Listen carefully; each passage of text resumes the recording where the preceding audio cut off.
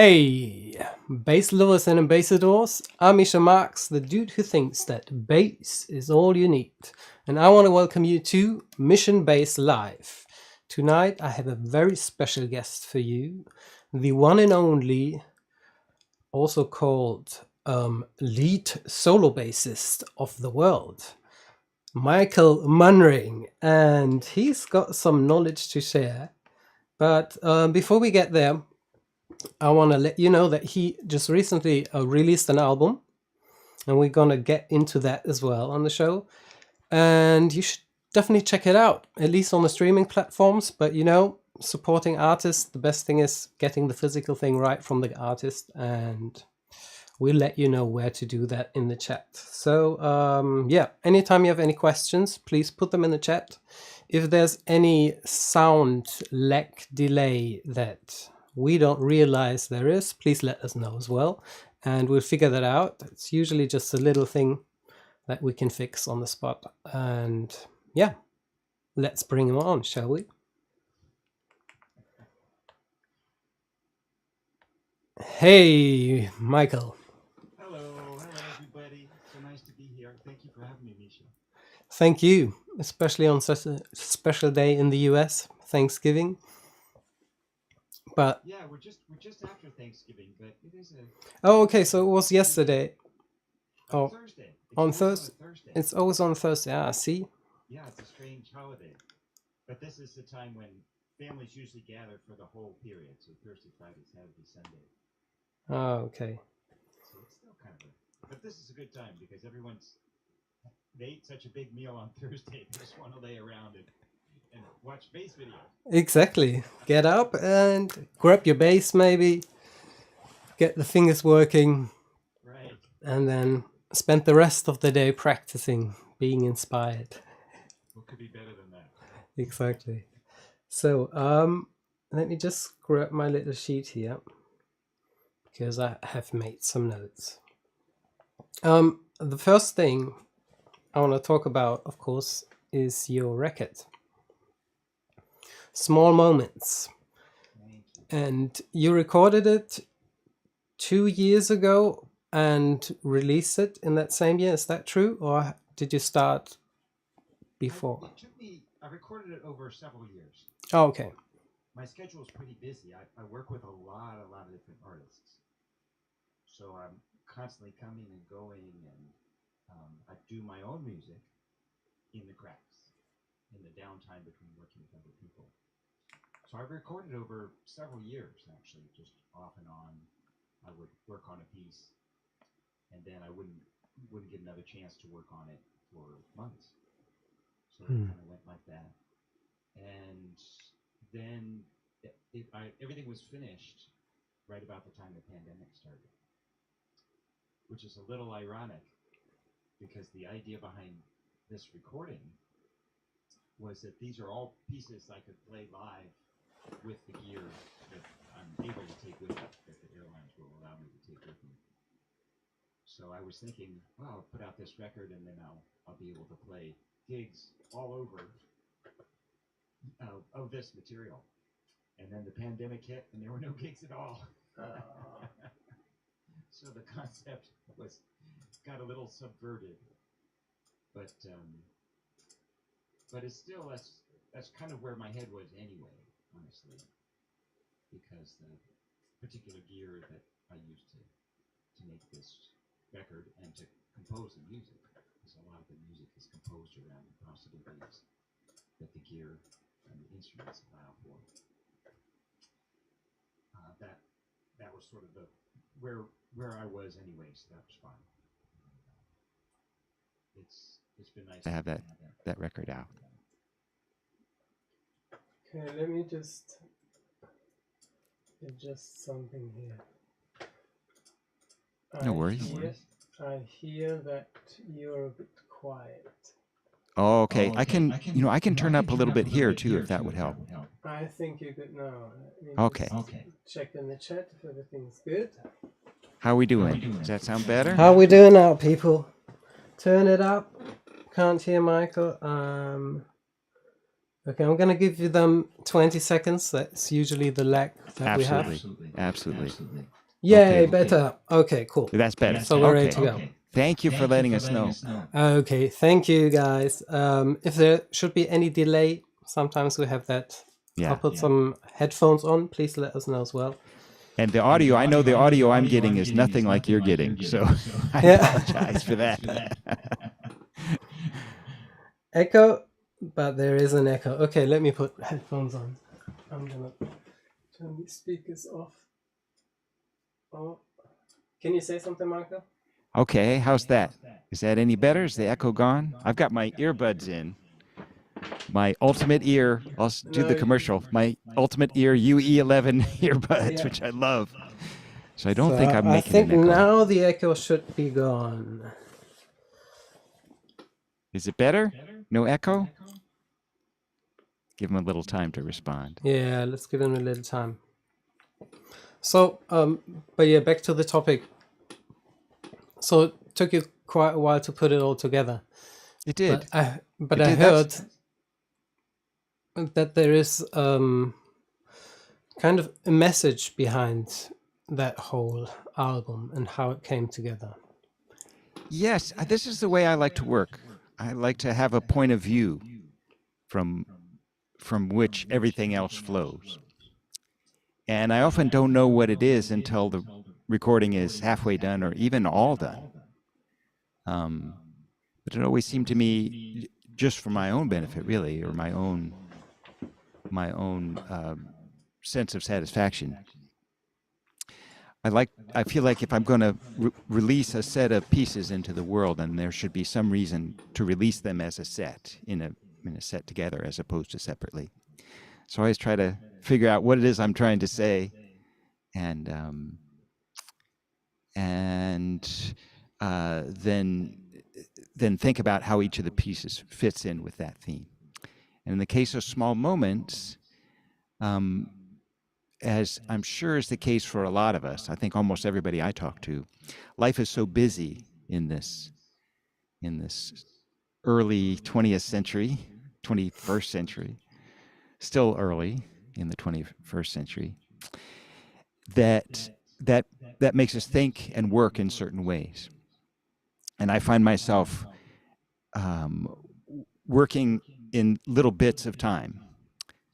For me, before the pandemic, it was like finding a little bit of downtime, always like waiting at the airport or waiting at the train station or on a long plane flight, or even something like waiting for my kids at the soccer practice or something like that. Does that mean that you do a lot of your writing in your head, or do you do it with pen and paper?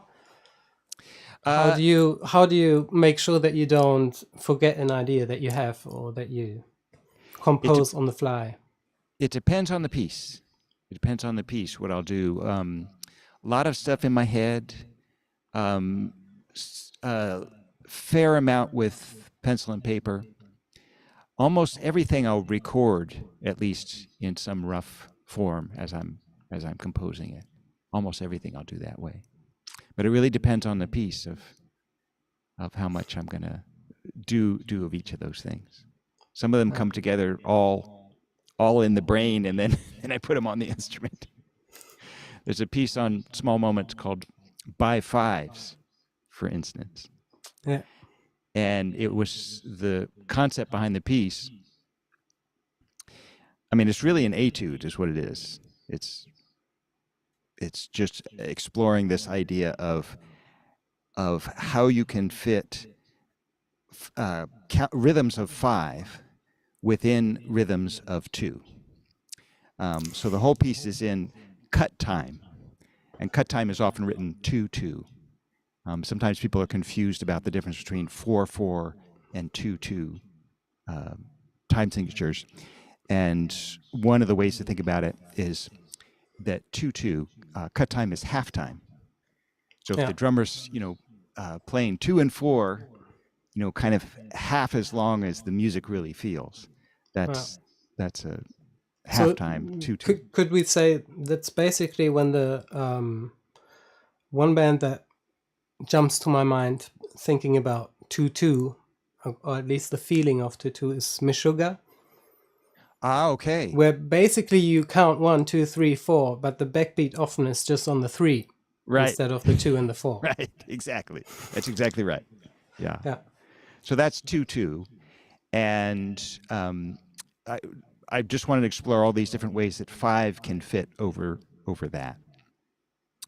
And so I had to do it on my 10-string bass, which is over here. Yeah, obviously. Which is 5 4 sets wouldn't be enough. 5 sets of 2 strings. So it's kind of an inside joke there. Yeah. And then, of course, it's called by 5s because that's what I'm exploring. And because by has 2 letters in it and 5s has 5 letters in it. So it's all this different stuff about, this idea at all. I'm trying to put the ideas all together. Did And that then one, 7 find its way in there too? There are 7s in there, but they're only there as the ground of the figure of 5. So okay.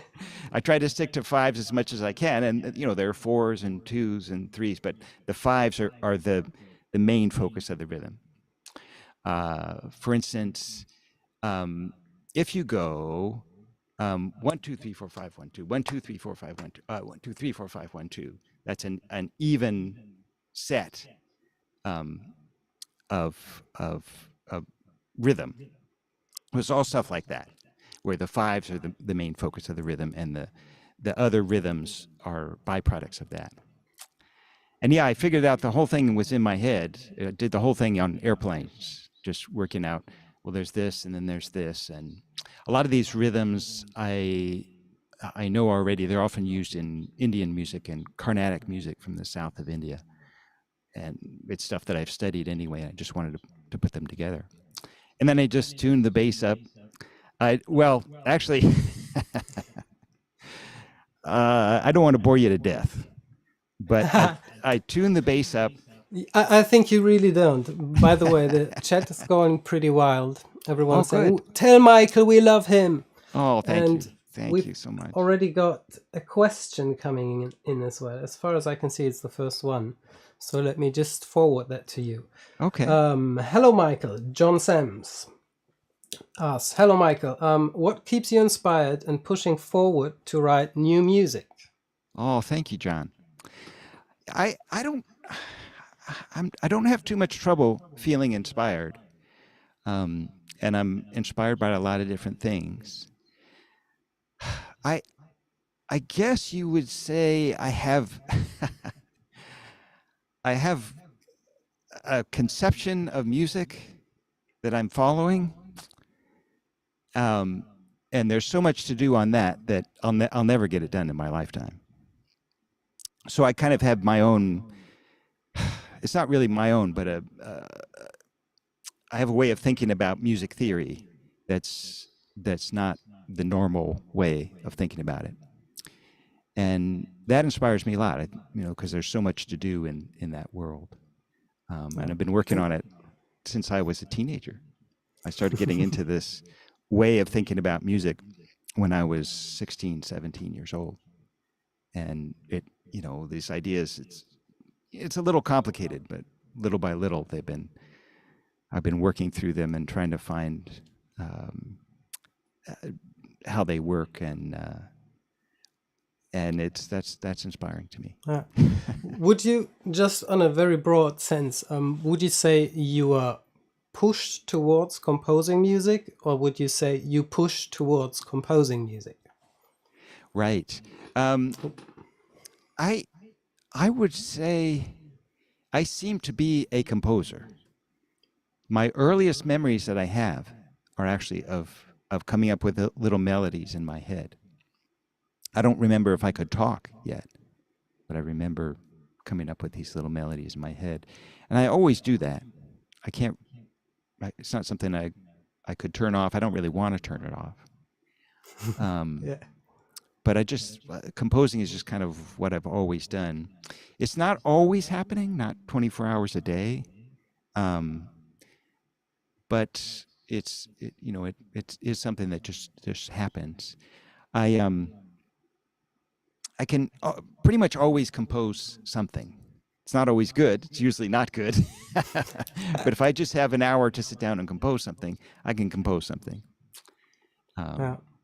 So I think I am a composer, and I think it's kind of what you said, that things just happen, and I want to turn them into musical pieces. Yeah. What's your mindset on, as you just said, I can always write something, but it might not always be good. To your standard, let's put it that way. If you write songs, do you say, oh, I always know that out of 10 ideas, I throw away 8 and 2 I keep? Or are you rather the type who works on an idea until you're satisfied and say, okay, now I like it. I turned something that didn't work in the beginning, but I keep with it until it works. I'll make it work. It's usually the latter, usually the second Yeah. one. If I get excited about something, then to me that's a good idea. And if I'm unable to compose something with that idea, then the flaw is with me, which it definitely is. So I keep working with the idea. If I'm excited about it, then I'm assuming it's a good idea and there's something to do. And much of the time I'm just not able to come up with something, or haven't come up with something yet, is usually how I think of it. There's a whole lot of ideas that I've wanted to try to work through and come up with a piece or a set of pieces, and I just hadn't been able to yet, for one reason or another. Cool. So there's actually a lot of questions being asked now. Oh, great, Magnus thank is you. here as well. Hey, Magnus. Nice to see you. I'm sure you know Magnus Sjöqvist I think I do. from Sweden, the U-Bass ambassador. Ah, yes, of course. He's been on the show last year in September. So that was also a very fun episode. So cool that you're here. We've got a question from Henry Paul. Hey Henry, how's it going? A question about the hyperbass. I've got questions about that too. Okay, I'll get it. Was it invented as a need to play the music in your head, or was it invented as a tool to unlock some music not invented yet? Ooh, I like that question. I do too. That's a great question. Do I have to choose? Can I just answer yes? I think you can. So yeah, this is the hyperbass. This is the original one that we started working on in 1990, and we finally finished it over a year later. And right, where to begin? I can show you the different aspects of the bass. Maybe I'll do that. But all these ideas were things that I wanted to explore. As I said, I kind of have this conception of music as a composer that really drives everything I do. And so it's a little bit different take on music theory than you might be used to. Right. For instance, a lot of it involves working with just intonation, for instance. And I'd be happy to talk about that stuff if you like. It does get pretty complicated, so there's no way I could explain it all here, but I could talk in general about some of these concepts if you like. But with this instrument, it always seemed to me that the bass isn't really done evolving yet. I know some people disagree, and that's fine. But it just seemed to me that there was a lot more to do with how we think about the instrument, how we play the instrument, and how the instrument is designed. It is interesting to me that we still play Fender basses, which were kind of the first attempt to come up with this concept of electric bass, or one of the first. and a beautiful design it is, but I don't know that it's the last word and the only, or certainly not the only word on how this can be done. So I got interested in some different design ideas and what kind of possibilities they would offer. And that's how this instrument came to be way back when. The first thing you probably notice about this instrument is the fingerboard is especially long. The scale of the instrument is like a Fender, so that's 34-inch scale, right? I think that Fender bass is 34, that's right? Yeah, I think that's right. Anyway, it's the standard scale, whatever that is. Who knows? But we wanted this bass to be fretless, and we couldn't figure out, why should the fingerboard ever stop on a fretless bass? With a fretted bass, you get to a point pretty quickly, actually, where the frets themselves would be so close together you wouldn't have notes anymore. And some people have tried to get around that by making really tiny frets. But with the fretless, we figured, well, we'll just extend the fingerboard as long as we can. And we knew we wanted this pickup right about here, so we just extended the fingerboard all the way to the pickup. And then Joe decided, well, let's put a access point in here so that I can play up there. This was not so much that I wanted to play. Basically, this is a 3-octave fingerboard, just shy of 3 octaves. So there's the 3rd octave right there. And I didn't have so much a burning desire to play in that last octave. But as I said, we just couldn't think of why the fingerboard should stop. And I played the upright bass quite seriously for a long time. And this is about how long an upright bass fingerboard is, actually. And so it seemed like just the natural thing to do. And now I can't figure out, when I look at a normal fretless bass, I always think, well, why did they stop the fingerboard there? There's no reason to do that. I guess it's a bit of a bias. I'm sorry. So isn't that for slapping? Sorry? I mean, a lot of people, and actually that would include me. I like that space between the pickup and the fretboard for my slapping technique. Right. Because I need a little bit more space than the space that I have between the fretboard and the strings. But you somehow seem to manage. Well, that's kind of a funny thing. I don't know if people will be interested about this. If this is any of this is uninteresting, stop me. No, I get pretty passionate about this stuff and can go on and on about any of these subjects. So I apologize for that. But yeah, that was something we thought about, actually. And I thought, so yes, this does prohibit slapping as we know it. Not the thumb business, but the pop business, the pluck part of slapping. You really can't do, because it's kind of impossible to get under the string there. And so that was what we thought. This is not a bass for slapping. At the time, I was very into doing other things, and so I figured that's not a problem for me. But I have a very contrarian mindset.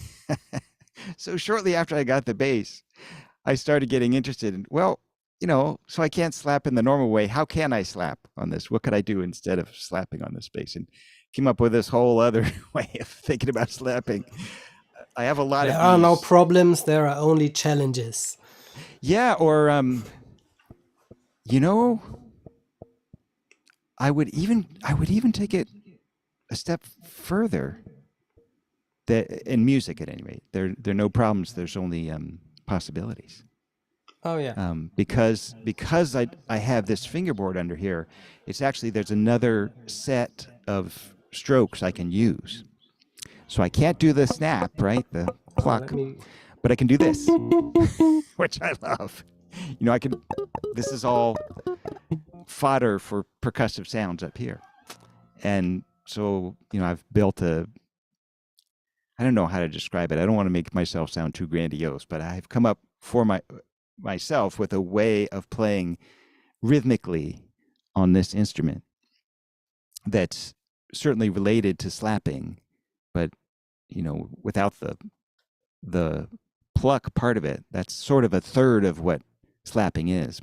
Most typically, at least Larry Graham defined slapping as 3 strokes: the the thump, as he called it, the pluck, and the hammer-on. And so you're To missing be a third honest, of it. I never noticed that you don't use the plucking technique at all. On this instrument, I can't do it. Yeah. I mean, I'll try. So you do it on your fretted instrument, Oh, yeah. but on none of your fretless instruments. No. No. Yeah, I grew up with that technique. Larry Graham was one of my first bass heroes. In fact, Yeah. I didn't know his name. I just loved Sly and the Family Stone.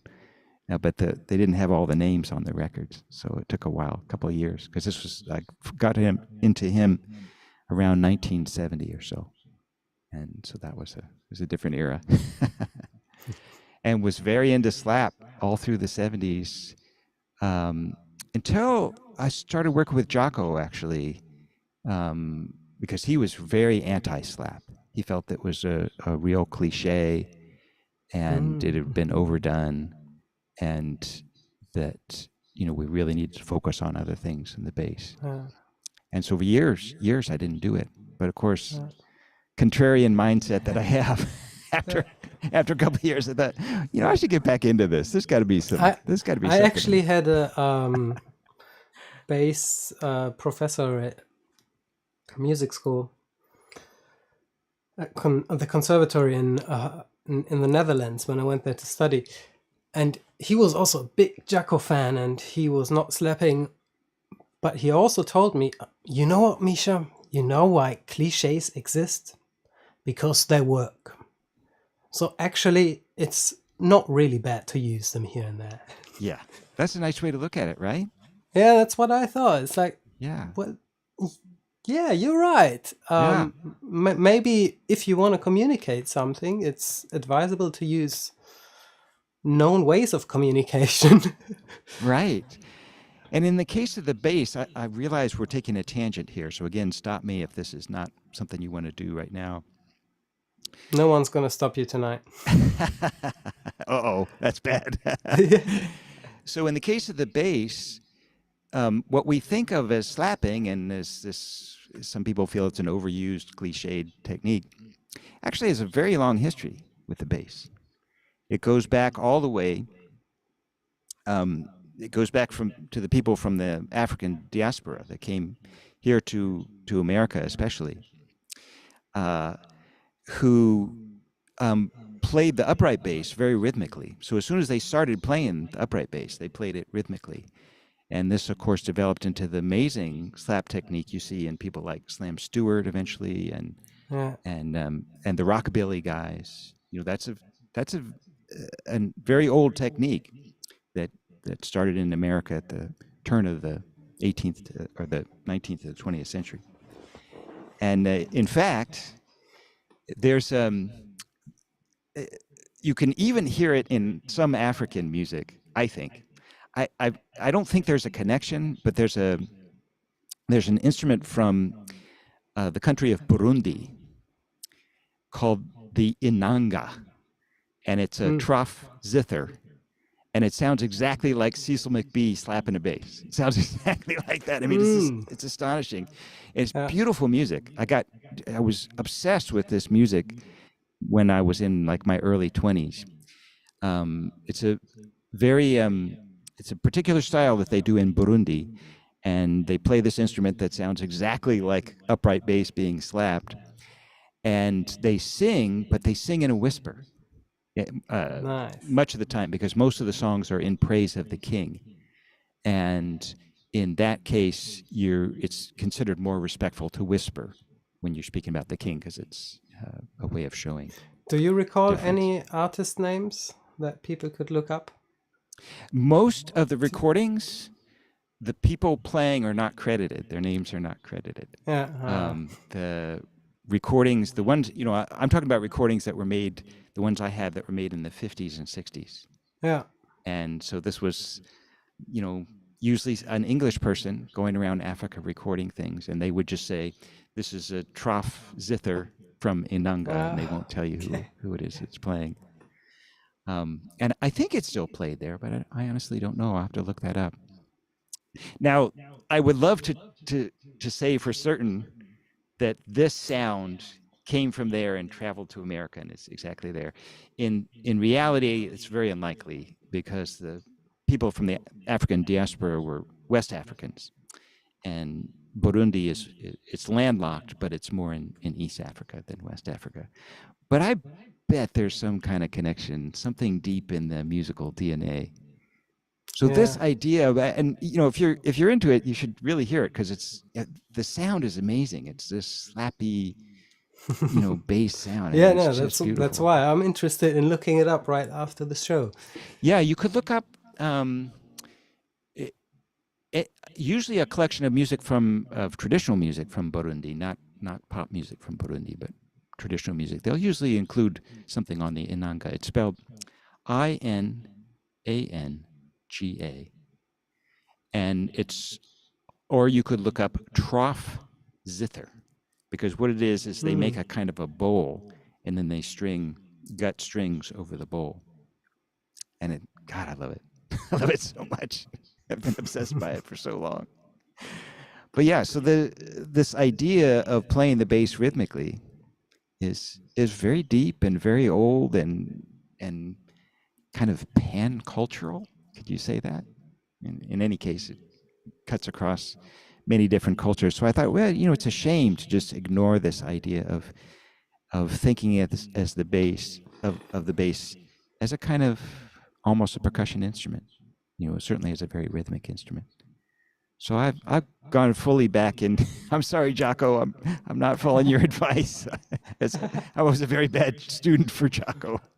Oh, well. And I've gone completely the other way and really interested in this idea of working with the bass. We could go off on another tangent now and we could discuss if Jocko would have wanted his students to do their own thing and find their own way, or just do as he told them. Yeah, he was, as you can imagine, he was a bit conflicted by that. Yeah. He had really strong feelings about the bass, how the bass should be played, and he knew a lot about it. He knew a lot about music and the bass, and so in many cases, it was hard to argue with him. Yeah, and in many cases he was right, such as you can be right, relatively right, I guess, about his ideas. And he was glad to show you, how to play like him, but he would get frustrated when he heard people just imitating him. So I think, in that way, I've tried to do what I think he wanted. I hope I'll always sound like Jocko, but I've tried really hard to move on from there as well. So to have that core, but to do other things around it. So I hope in that one way I've followed his advice. If not, if I've completely failed in other ways. Let me just check. I think there's a couple more questions here.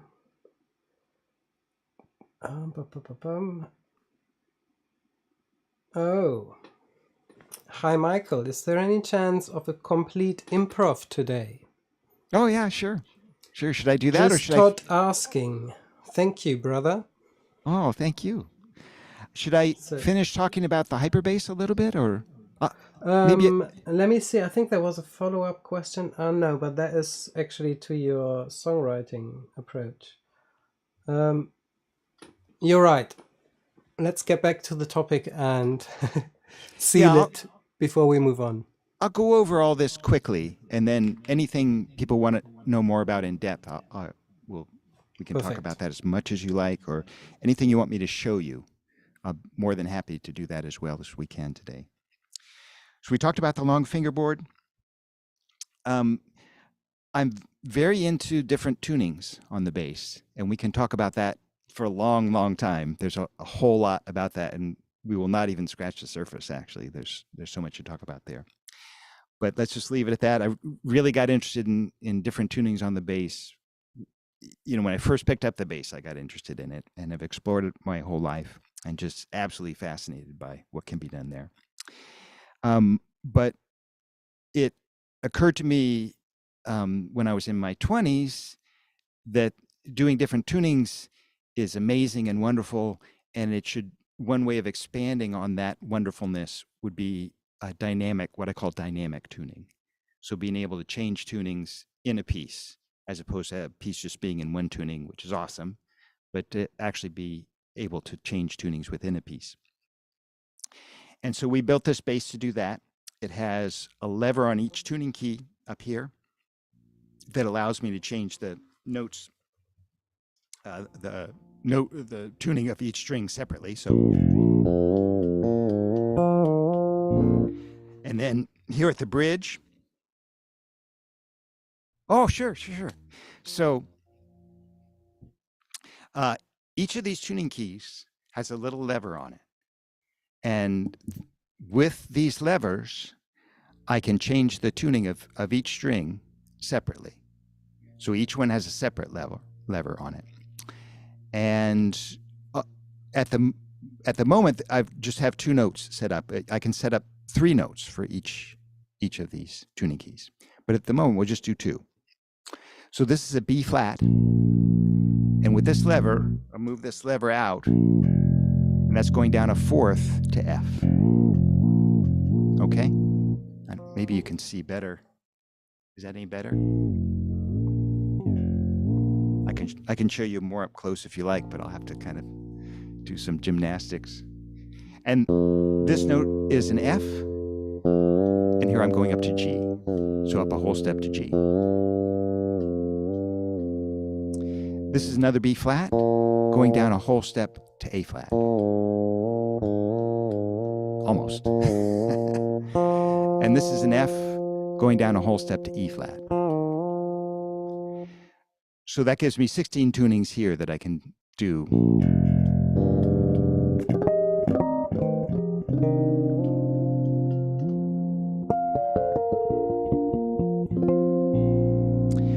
So that's tuning the strings separately. The other part of the tuning system is here at the bridge. And this is really designed to allow me to change tuning of sets of strings. So if I'm going to absolutely. We need to go a little bit into detail, because I've watched a lot of interviews, you explaining your bass, and this one question never was answered. Did you, and I think actually it links to what Henry was asking, did you in your head ever, because I think somewhere you said, maybe even you wrote it on your website, that you started by just tuning with the tuning packs. Exactly. And that obviously was not very easy to do and very stable. So that's how you came up using a drop D tuner. So the first question would be, was the drop D tuner already a thing when you came up with this idea, or are you really one of the initial ideators of this drop tuner on one of the head tuners? Right. Yes, the hip shot was already in business, and but they were designed just to be put on the low string. Yeah. And when Jozan and I started talking about this bass, we thought, well, let's just go with hip shot. They're already done. We don't have to reinvent the wheel. And it was especially good because these 2 are for right-handed bass, and these 2 are for a left-handed bass. So everything was already existed. We didn't have to, come up with the machining of it all. We had some other ideas for how it could be done, but we just said, let's go with this. Cool. And I don't think anybody had ever put detuners on all 4 strings before. In fact, I had never seen them on any more than just the low string, which is awesome. It's a great thing. Yeah. But I think maybe ours was the first to do all 4 strings. Yeah. In terms of turning the tuning keys, that's how I started, just moving the keys as I was playing, and I still do that. I still do it. It's a little clumsy, and it's a little hard to be accurate. Depending on what's happening, if I move this, like if I take this B flat and I go down a half step, there it is, and then go back up exactly to where that tuning key was before by sight, that may or may not be a B flat, right? And in fact, it isn't. There we go. There's the B flat. So there was limits to how well that was going to work with the tuning keys that existed, as far as I know. It would be nice to have tuning keys that were very accurate that way, because that would be a nice way to do it. I actually see a lot of fingerstyle guitarists getting into that right now and in the last couple of years. And I wonder, because guitarists are already tuning in between every song because the instrument just can't help tuning very long. And then on top of it... Absolutely. Absolutely. It's nice to see other people doing this. This technique, actually, it originated... there's a guy named Earl Scruggs, who's a banjo player. And he came up with this in the 30s, I think. And he had little tuning keys made similar to this, but it's a completely different system. And they're called Scruggs Tuner, after Earl Scruggs. In his case, you do twist them, but there's a little lock. So you just turn them down, and you have a little lock in the second position, then back up. Very cool. And we wanted to try Scruggs tuners on this instrument, but Scruggs tuners are meant for banjo, which is really, really tiny little strings. And we didn't think they'd work. I'd still like to try, but we didn't think they'd work. But there is a guitarist named Adrian Legg who uses Scruggs tuners on his guitar. And he came up with that idea independent of me. I mean, he came up with it from banjo, I think, where people are doing that. I mean, this is not, this is not new. These ideas aren't new. It's just re-implementation. The evolution of all, because there are so many tuning systems on your bass, was that an evolution where once you had them all together, you decided, now I'm going to build a bass? Or were there prototypes with just parts of the tune? Oh, this one has the tuner bridge, but not the levers. Well, we couldn't afford to do a lot of prototypes. We would have liked to have prototyped each of these ideas on this instrument separately. Yeah. But we couldn't afford that. We had to make one bass, prototype everything on it. But amazingly, it all worked. I shouldn't say amazingly, because, I mean, Joe Zahn really is a brilliant builder, and he knew how to make it work somehow. So I'm still playing the prototype all these years. But I do want to make sure to say that I drew a lot of inspiration from steel string guitarists, fingerstyle guitarists, and their different tunings. I still draw a lot of inspiration from them. But in terms of this specific idea, we bassists are kind of the kings, actually. I also drew a lot of inspiration from pedal steel guitar, where you tune with their foot pedals, and there's a knee lever as well that you tune with. But certainly for the acoustic guitar, there's only so far you can tune it. On acoustic guitar, for instance, you really kind of can't do this. So this low string, I'm bringing down a fourth, and that's a pretty big drop. So on acoustic guitar, on almost any acoustic instruments, the other strings are going to go out of tune if you drop one of them that much. And so, but the bass is so stable. You can do all this crazy stuff, and it'll stay in tune. So that's where we have a real advantage, and that's where I felt almost what would you say, a calling or a responsibility to try to do as much as I can with this, because, I mean, bass players are the ones who should be the kings of altered tunings. The guitar players really are at a disadvantage because their instrument is really limited, what you can do with different tunings. And in fact, this low string on this instrument,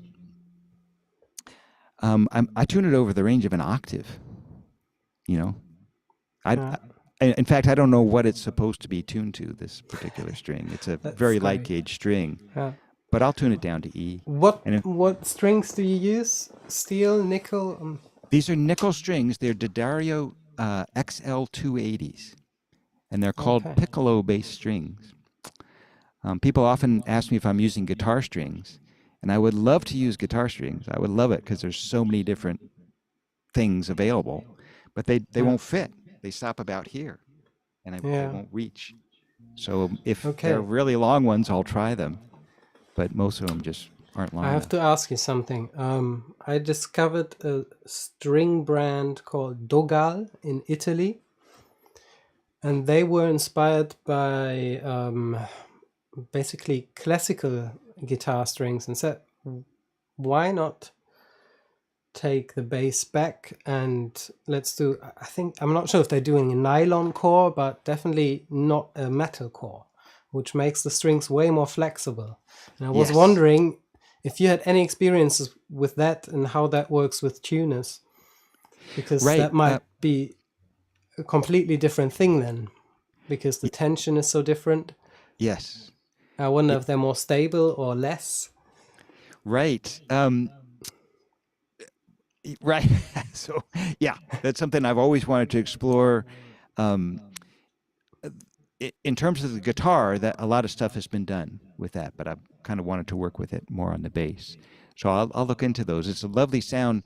The important thing to remember about those strings, especially nylon core strings, and sort of the brass strings in general, you can't really use them on an electric instrument, because the way an electric instrument works is that there's a string made of magnetic metal vibrating in the field of a magnet, and then that sets up a very small voltage, and that's what's amplified, and that's how it works. So if I put on strings of anything that isn't magnetic, like iron or nickel, then you won't hear anything, because Yeah. the pickup is not a microphone. It only reacts to magnetic things. I mean, their strings worked on an electric bass, so it might Wow, just cool. be So the coating, or maybe they have a second layer of the core. I don't know how it that could be. works. It Oh, it felt really great. That's what I liked. It really was like, oh wait, this is like a classical guitar. It's like there's almost no resistance pushing down the strings, even on a bass that is not set up super low action. Awesome. I'll have to try them. But I was also right away going at the magnet thing and thinking, oh, if Michael would put those strings on, would the EBOs still work? I Are mean, they magnetic enough for that? that would be a good question. Maybe, Yeah. maybe not. Yeah. Yeah. Oh, that's fascinating. I would love to try those. I will say that another advantage we have as bassists is the bass is relatively low tension instrument. Most acoustic instruments, well, many acoustic instruments are tuned as high as they can possibly be tuned, like a harp. You tune it right at the last note before any higher, the string would break. Yeah.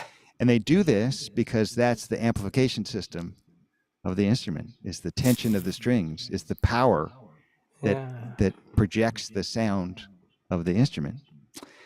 Piano is very similar. That's why busking as a solo bassist is such a challenge, right? Right. But with bass, we're not relying on the tension of the string to amplify the instrument to, press on the sound box. The instrument can be very low tension, and indeed this instrument, I often have it much lower tension than certainly than a piano is. And there's all kinds of things that can happen because of having strings at low tension that aren't heard that often. Now, acoustic guitar players are starting to do a lot of low tension tunings because they're plugged in now. They're doing things. They're amplifying. Yeah. So they can do as low tension as they like and still be insanely loud if they want to be. But there's a particular kind of sounds that happen because of the low tension, and there's sounds that are relatively new because, as I say, almost all traditional instruments have had to be tuned with very high tension. So yeah, I don't know that the tension has that big of an issue on like the tunings. In the case of changing a tuning, dynamic tuning, low tension is good in that a string that's looser has a wider tuning range with the mechanical tuning devices. So for instance, if I tune this string, right now this is B flat to F. If I were to tune this string lower than that, if I tune it to, I mean, I could show you if you like, I could tune it to A flat, and this same distance would be more than a perfect fourth. So the lower the string is tuned, the less tension there is, the wider tuning range you get from the mechanical devices. So in that way of thinking, the lower tension really is an advantage. And so with the hip shots, people often ask me, what's the range? And that's one of the things it really depends on, is what the tension that you're starting with is. If you have a really high tension, the most you're going to get out of them is a whole step. But this is, relatively low tension, and I'm getting a fourth. So if I had a really low tension, I could get a fifth just out of the hip shot. So yeah. So basically, the gauges of your strings also have an influence on how far your stations on the drop tuner can be apart. Exactly. Okay. More than the gauge is the tension, because the two aren't 100% linked. There's a few things that determine the pitch of a string, and the gauge and the tension are two of those things. I guess they're somewhat correlated, but not necessarily. Exactly. That's the right way to put it. Exactly. Michael, I'm looking at the clock. We're almost in for an hour. I think one way of demonstrating your instrument would maybe be to play a song for us. What would you say? Do you have one on your new album that kind of gives us a nice overall view of what it all can do? Or have you got something in your mind where you say that's maybe the perfect presentation piece? I could do that. At the moment, I'm in. This is the tuning setup for a piece called The Enormous Room, which really uses all the tuning devices. So I could show you that. So I'd be happy to do that for you. I probably should mention quickly, too, that another strange thing about this instrument is the electronics. Underneath this pickup, this is just the cover. Underneath the cover, I should say, there are 4 separate pickups, one for each string. In addition to that, there's a pickup here, a ceramic pickup here, here, here, and then there's one up here.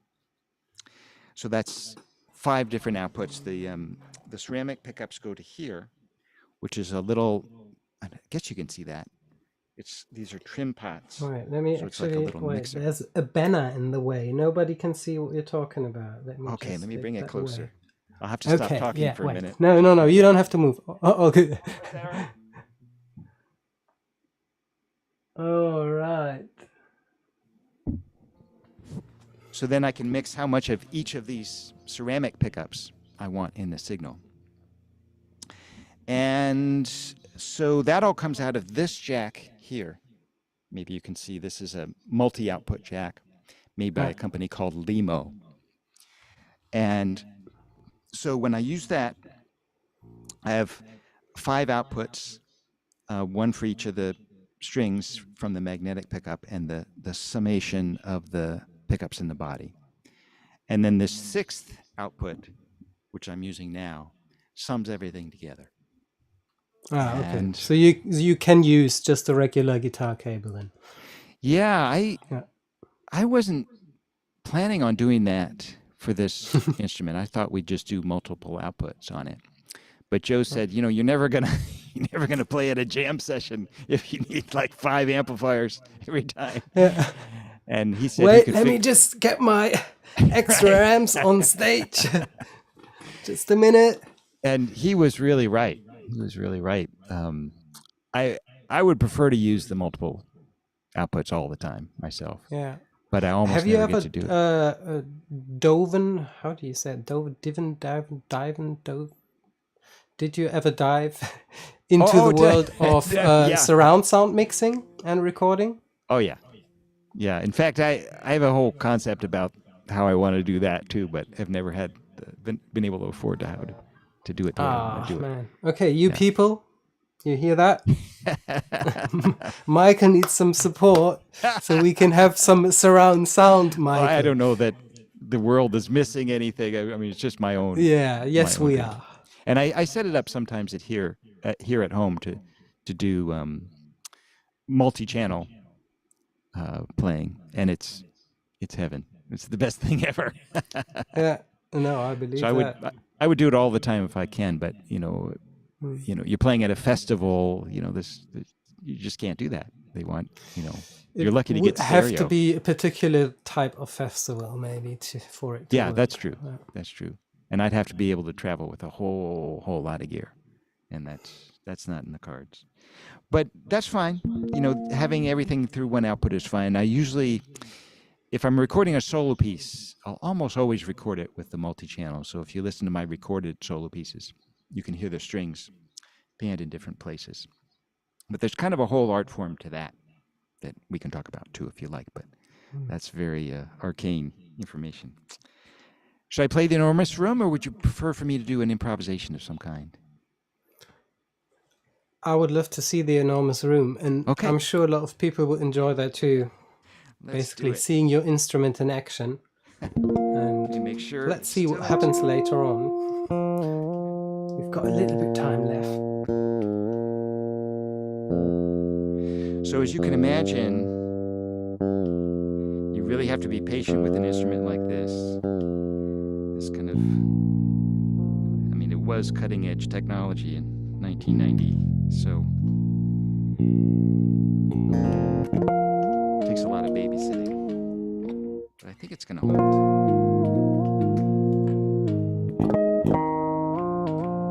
It's pretty close. All right, let me see if I can do it.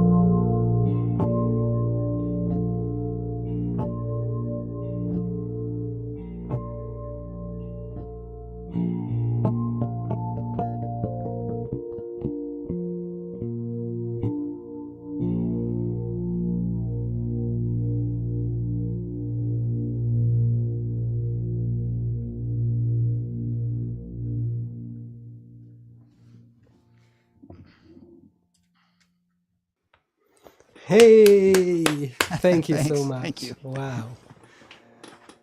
Yeah, that's how that goes. Sort of. Very, very cool.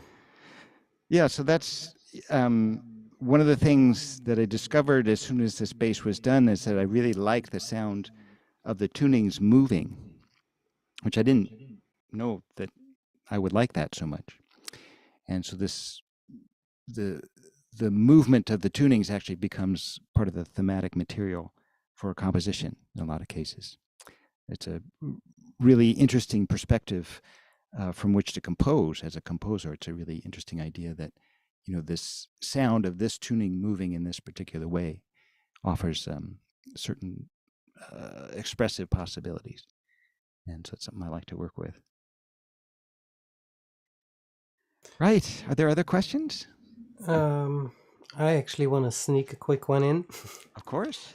I was wondering about your action, because when you tune a string up or down quite a bit, the tension kind of differs quite a bit. Do you just try to find a good average for the middle, or do you just make the loosest string sound as perfect as you like it? Where do you start when you set up your instrument with all these tuners? It's a great question, and I will certainly disappoint you. It's not something I spend a lot of time on. You know, if the string rattles too much, I raise it, and otherwise I make it as low as it seems to be functional. I'm always impressed by a number of my students actually will tell me, well, you know, I have my action exactly this point, whatever it is, like 0.37 inch or something at the 12th fret. I'm always impressed by that. I mean, honestly, I just set them up however seems to work, and I have no idea how high or low the action is. Yeah. In a lot of cases, there are kind of limits.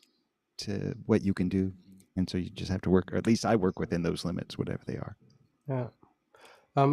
You're in the San Francisco area, is that true? I am. I live in Oakland, California, which Yeah. is really part of the same metropolitan complex. We're just over the Yeah. bridge from San I'm Francisco. wondering about weather and climate changes and the influence, because here in Germany, at least, the weather can drop 20 degrees Celsius. I'm not sure what that is in Fahrenheit. And it's a lot. yeah, It's like 40. and then or go up almost. again in the Yeah. amount of a week. So Yeah. I know in springtime and in autumn time, usually I would have to set up my bass every 2 weeks to adjust for the bend of the neck, because it adapts to the dryness of the air and the cold. And I was wondering if you're maybe in a more fortunate situation climate-wise in Oakland.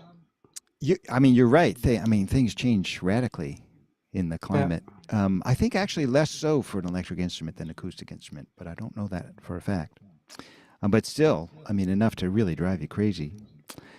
The climate is relatively stable here in this part of California, but that doesn't matter because I'm traveling so much that, Exactly. it's all always different. These instruments, the bodies are all made of wood, but the necks are made of carbon fiber. So that makes them a little more stable. There are no truss rods in these instruments. Jozon just started putting truss rods in his instruments more recently, but for these ones, there's no truss rod to adjust. So when I had wooden-necked instruments, I was adjusting them constantly. In fact, I remember going to see Jocko play, and he would have I think it was a screwdriver actually for a Fender bass, where you can change the truss rod, and he would do it while he was playing in the middle of a song, hold the note with his left hand and change them. Well, I can't do that with this one. There, I have to take out the whole neck to even get to the screw. Oh God! Wow. Yeah, That's pretty pain. impossible to set it up. Oh, Great. boy. That's tricky. Without taking the neck off and on 5 times. But yeah, no, that's a big problem for us, isn't it? And even more so because I'm convinced the instrument sounds radically different depending on the climate. Yeah. I really struggle to play in dry climates, especially. There's just something different that happens to the instrument, and in a moist climate, the instrument sounds a lot better to me. So somebody who knows more about these things will have to explain that, but that's what I've always found. And it's a little frustrating because most of the guitar player friends I have feel the opposite. They would much rather play in a dry climate than a moist climate. We've got one question about your piece and the tuning system, actually. JD San Jose is asking, beautiful. If there's any time for a question after, sure there is. Michael, are you even thinking of notes as you are switching through the different tunings? Okay, this is a great question, and it's one I get a lot, and it really is a great question. Yeah. Thank you so much. Because can I just add a little bit to that question? Mm-hmm. We, as bass players, often get taught to think in patterns, that is very convenient, but you kind of take that convenience out with your tunings. Yes, that's true. That's true. So all the shapes that you know for major scales and all that, that's a lot of that goes out the window. Now, still, it works on one string. So even though this string is tuned at the moment to be flat, helps if you plug it in, I suppose. A major scale is still just as if it was tuned to E. So all the patterns on one string stay the same, but the patterns on adjacent strings are all new. Oh yeah, sorry. So yes, in that sense, the patterns change. I actually love that. I really love it because I've been obsessed about the bass ever since I was a little kid, and I know how to play all my scales and stuff. And to me, it's a thrill when I play my play a Dorian scale or whatever, and it comes out sounding completely different. That totally thrills me. So for me, I guess I think of it as an advantage, but I realize that it's a deficit in many ways. And the question is, do I think in notes when I'm playing a piece like The Enormous Room? And it's a great question. The short answer is no. Should I go on from there? Do you want to know? Okay. All right. So the long answer is there's a lot of things to think about, right? I could be thinking about the notes and what chords they're forming. For instance, this is a B flat 5 chord. When I do this, it's called a B flat 5 chord. And when I do this, it's the 5th chord in the key, so it's a Roman numeral 5 chord. And in this case, the notes are the root, the 13th, the flat 7, and the E flat. So it's a in this case, so this is F, G, and that's A flat and E flat. So I could think about it that way. More commonly, I'll think about not the names of the notes. The names of the notes is the last thing I would think about, and only really think about that so I could speak to other people or as a convention for making it easier to communicate. Much more commonly, I'll think about the relationships of the notes. So there's in this case, the tonic for that piece is B flat in the key of B flat major. So I won't think about B flat, but I'll think this is the tonic, this is the 5th, this is the major 6th, this is the flat 7th. I'll think in that way. Not so much in those terms, though. More commonly, I'll think of it as in solfege. So I'll think of it as do, re, mi, fa, sol, la, te, in this case, do. And even more often than that, I will think in terms of the relationship between the frequencies. This is, as I mentioned earlier, I got into just intonation when I was a teenager, and it's been it's an obsession for me. And this is the way I think the most. So instead of thinking B flat, instead of thinking B flat F, there we go. B flat F, I'm thinking 1 to 1, 3 to 2, 2 to 1, and 3 to 4. So it's that's a whole way of true thinking. relationships. Can you repeat those? Yes. Okay. So if you get into thinking about intonation as an expressive device, how you can use intonation. In the West, we don't tend to do that. We just base everything on the piano, which is equal temperament. Auto-tune it. Done. Sorry? Auto-tune it. Done. Right. Or auto-tune. And auto-tune is based on equal temperament. Yeah. So we never really think about the tuning. We think that it fits in equal temperament, that it's in tune. But if you're into this other way of thinking about intonation, then it's much more mathematical. I'll just say it's more efficient to think of them in relationships. These things in ratios, basically, in a relationship of this frequency to that frequency.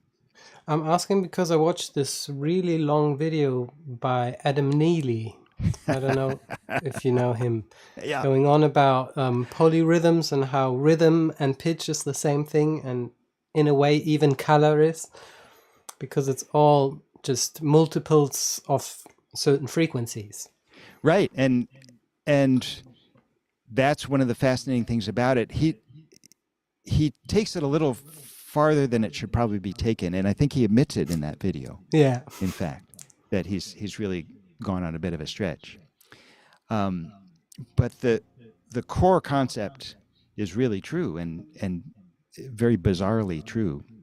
So the assumption that we have, we don't really know, but the assumption that we have of how music is affecting us is that our brains are actually decoding the math behind the music in some super fast way that we can't really understand.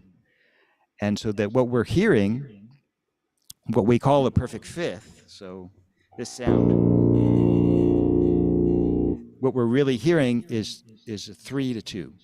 So this note is a frequency. What makes it this, in this case an F, is its frequency, how fast the string is vibrating. And it's vibrating, in this case, almost exactly. Here we go. There it is. That's almost exactly 3 times this one's vibrating for every 2 times the lower string is vibrating. And that's what a fifth is. It's a frequency of 3 cycles compared to the tonic note, which is vibrating for 2 cycles for every 3. And that's also why you divide the string by 3, you get the fifth. You do. In harmonics. In that case, it's 3-1, but that's fine. That's totally fine. 3-2 is within the octave, but yeah. And so within the octave, each note is a ratio like this. So instead of thinking of root, minor second, major third, or B flat, B, C, I'm often thinking 1-1, 16-15, 9-8, 6-5, 5-4, 4-3.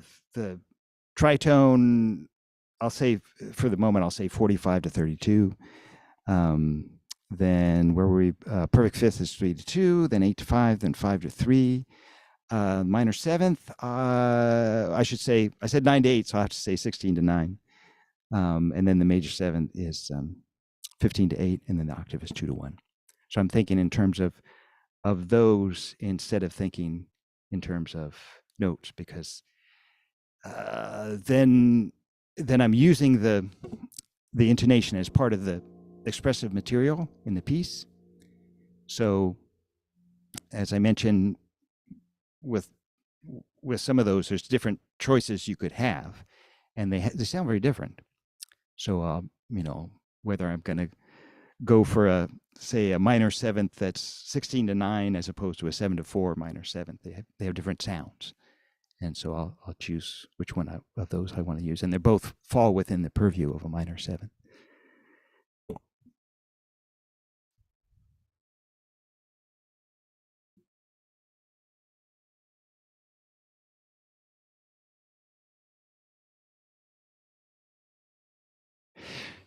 Right.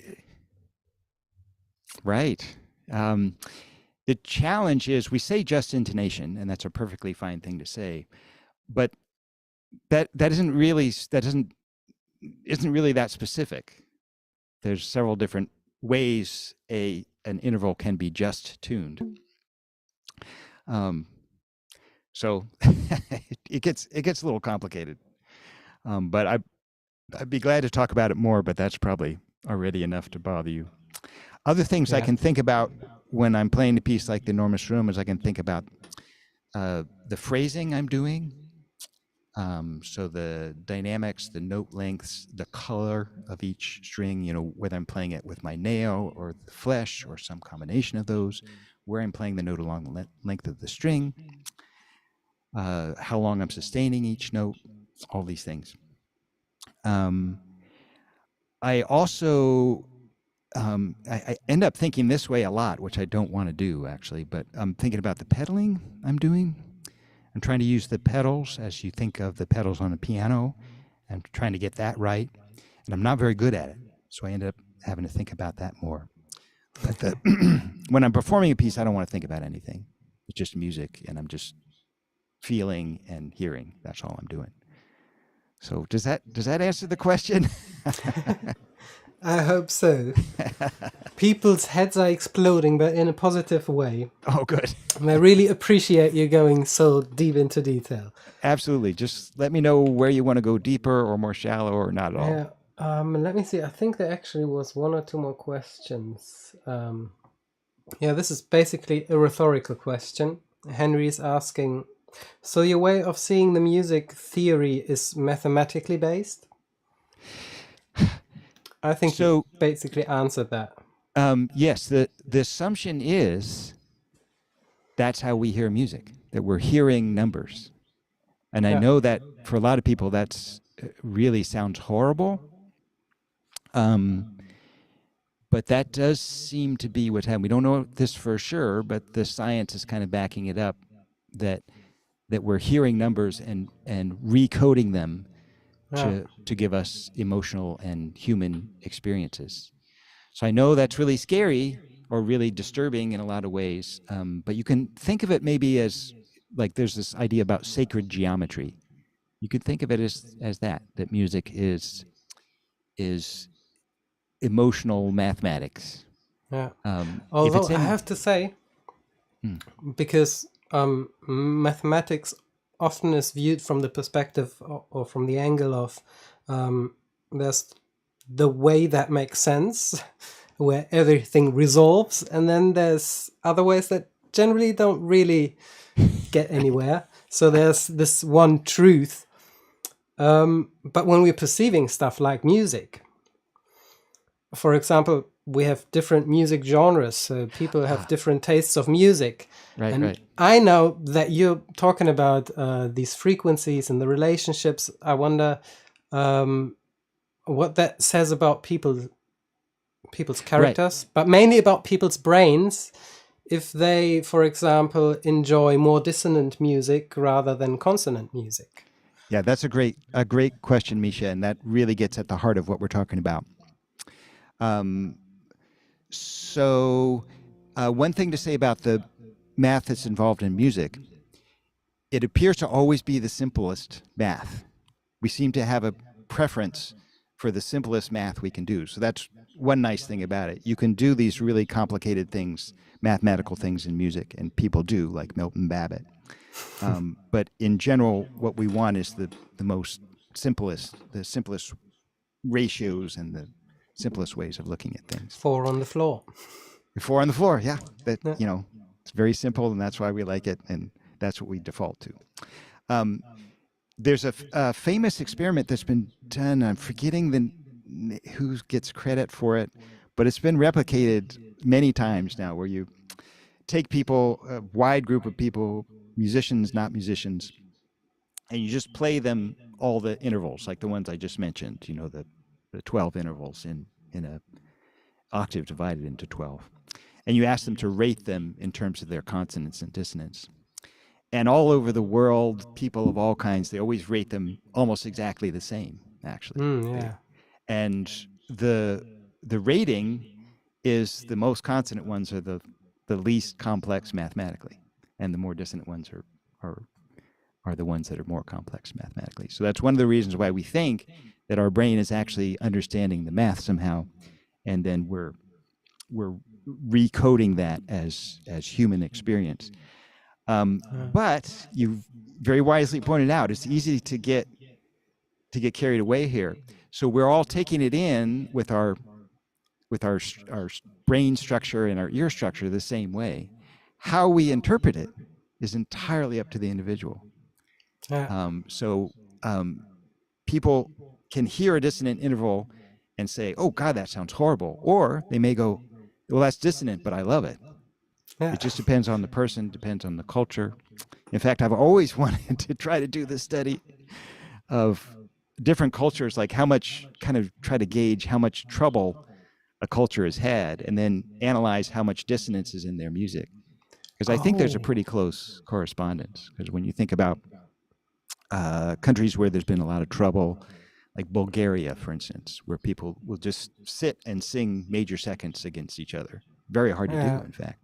And they'll just sing that and that, let that sit, and that's, to them, that's beautiful. Whereas in much of the Western culture, that would be an interval that needs to be resolved in some way to be satisfied. I right away have to think of, in general, I would say 80% of world music is based on pentatonics, which are very consonant. Exactly. And so one way of thinking about that, this is not the only answer, but one way of thinking about it. So the simplest musical interval is 1-to-1. unison, right? That's the simplest. Second simplest is 2-to-1, and that's an octave. And it doesn't really do anything. An octave is, we hear it, No. everybody all You over can the world almost hears it. not It's just hear a copy, the same thing higher. Yeah. So the next simplest is 3-to-1 or 3-to-2. You just have to trust me for a minute. That's basically the same thing, 3-to-1 and 3-to-2. And that's a perfect fifth. So the simplest musical interval is a perfect fifth. And you can hear that, that's a perfect fifth. And it just kind of sits there, right? It's so fundamental. It's so basic. That's why heavy metal couldn't exist without perfect fifths. So if you take perfect fifths and you keep doing them over and over, if you do it 5 times, so take the simplest musical interval that does anything, do that 5 times, you get a pentatonic scale. You do it 7 times, you get a Lydian scale, which is the most fundamental form of the major scale, basically. You do it 12 times, and then you get the whole chromatic set. So there's all this math that's in there, and again, I know that seems weird, but maybe it helps to remember that Einstein said the most incomprehensible thing about the universe is that it's comprehensible. That the math that we have is incredibly good at describing how the universe works. They've actually done, I wish I could name the exact parameters, but you can actually measure now how accurate some of these equations are, and it's astonishing how accurately equations seem to describe reality. So apparently it does seem that math is part of the structure of the universe, and certainly in the form of music, that's a way that we are experiencing the way the universe functions is through this medium of music. So we're incredibly lucky to have this ability to perceive the music, the universe through the medium of music. I hope that makes sense. It's definitely interesting. And the chat agrees with me. So thanks a lot for the answers. Really helped. Very interesting. I'm glad. We're almost at the end of the show. So I'm going to ask everyone who's still watching if Michael should play another song for us.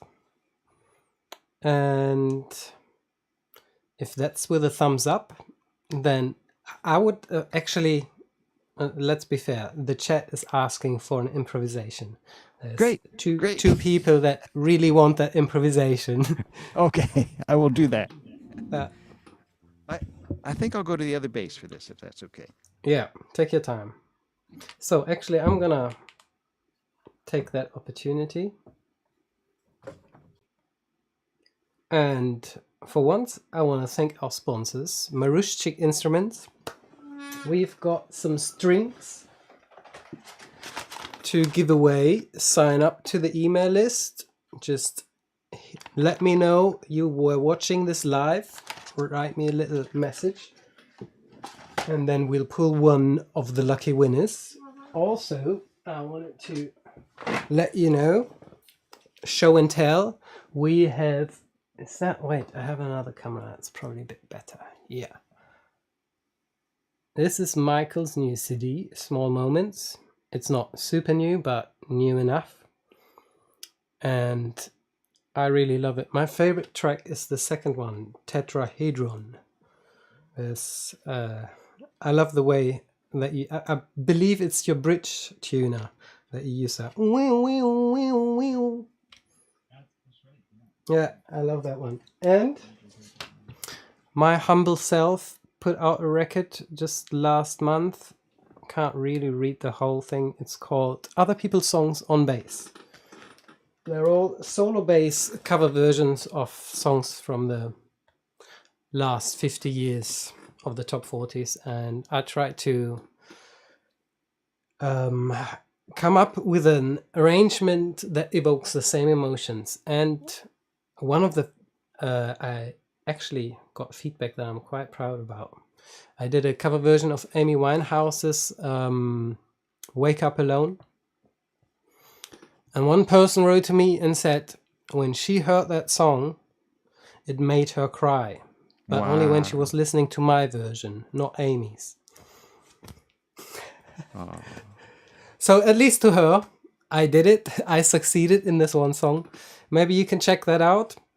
If you want to support Michael, me, and anyone else who's on the show, create a playlist on your streaming service, put all of our songs in there.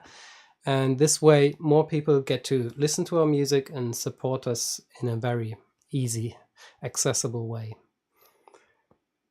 Would you like to say any final words, Michael? I would just like to thank everybody for listening and supporting this music. Do please support Mischa's music. He's amazing, absolutely amazing. And thank you for supporting all of us who are not necessarily in the mainstream and whose music does take a little bit of effort to actually put up with in some cases. Because having spent my whole life with music and studying music and trying to appreciate music, it's really worth it. It's really worth putting a little effort to the music you hear. Definitely listen to whatever you like, but once in a while listen to stuff that's a little challenging, and the rewards are more than worth it. Thank you. I'll leave. Okay. All right. Let's see what we can do.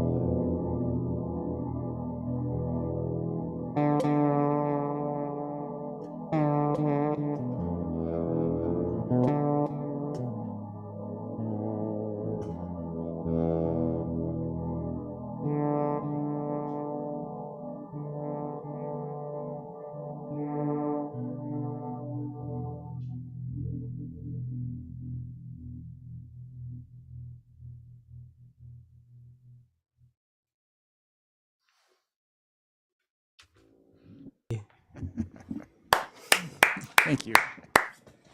So beautiful, man. Thank you. Thank you. I know we already said goodbye, but I have to read you a couple of comments. New Dimensions. Thank you, Michael. Thank you so And much. Michael is my hero, says Oh, Chakuseki. Thank you so much. And the New Dimension was from Helmut. Wunderlich, one of my Thank you. students. Oh, talking about students. Mm. Actually, the person, I'm not sure if you're a guy or a girl, Jana Balthazar, or Jana, not 100% sure how to pronounce this. Head, explode, spirit, happy. Oh, thank you. Thank you so much. Earlier, she also asked if you give lessons because you were mentioning a student of yours. I So- do. Yeah. I mean, since the pandemic, I've, started teaching a lot. And a lot of the places I would normally play have no longer exist. So I'm doing a lot more teaching these days. So yeah, just look me up on Facebook or Instagram or email if you like. I'm michael@manthing.com. And we'll see if we can work something out. I did put a couple of links in the chat before. I didn't want all of the links. I'll update the description of the video so you can check up later to get all the links to Michael's website, Bandcamp, and all the places where you can support him. Other than that, let me just check if there's any last... What's this now? I'm not sure. Okay, I think we're gonna end it here. Thank you so much for your time. The pleasure's absolutely mine. Thank you so much for doing this and for helping us, to push the whole community forward, because that's what really matters, right? Yeah, I think there will be a lot happening. I'm actually always surprised how many solo bass players are already out there. When I first had the idea of starting the show, I was a bit worried I wasn't going to get more than 12. And then after a year, I probably have to stop the show because there wasn't any more solo bass players on this planet. But I was mistaken. Well, I mean, it really is a beautiful instrument, and it, as I say, I kind of have this whole conception, and the bass is really kind of a big part of that, if not at the center of it. And there's so much that can be done with the bass, and there's so much that the bass teaches us about music. That, for instance, the piano teaches us a lot about music, but the bass teaches us other lessons that are less known. Most of the lessons from the piano we already know, but the bass is a new frontier in what it can teach us about music. Okay, one more time. Thanks everyone for watching. If on YouTube or on Facebook, should have streamed to both of them. And Michael, of course, thank you so much for your time yesterday, for the sound check, today for the show. Thank you, guys. All the best with your music. We'll all be following and supporting you. And hopefully one day in person, we're going to make this a live festival. Let's hope it. With everyone's support, of course. We can do it. We can do all right. Okay, everybody. Everyone, thank you. love and bass. Bye-bye.